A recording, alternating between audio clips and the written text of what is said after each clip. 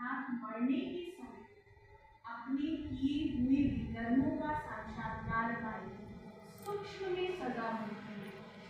इस थोड़े समय में भी अनेक जन्मों का दुख महसूस होता है।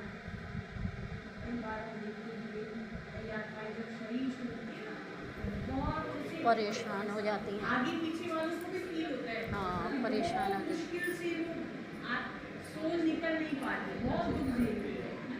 तो बाबा ने कहा कि इस थोड़े समय में अनेक जन्मों का दुख महसूस होता है, फिर शरीर छोड़ जाकर वो गर्भ जेल में दुख भोगती है और फिर संस्कार अनुसार ऐसे माता पिता के पास जन्म ले वहां भी अपने जीवन में सुख दुख भोगती है।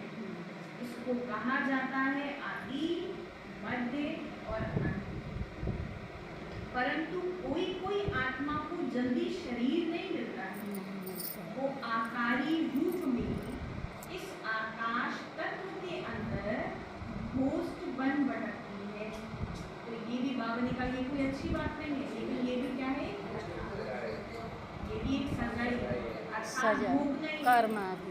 तो उस अशुद्ध जीवात्मा के साथ किसी का हिसाब किताब होता है तो वो उसमें प्रवेश कर उनको दुख देती है, अर्थात हिसाब किताब चुकू कर फिर जाकर अपना शरीर धारण करती है। वो जीवात्मा तो जिसमें प्रवेश करती है उनको बहुत मारती भी है, बहुत कष्ट भी देती है, परंतु ये सब हिसाब किताब के अंदर भोगना का प्रकार है।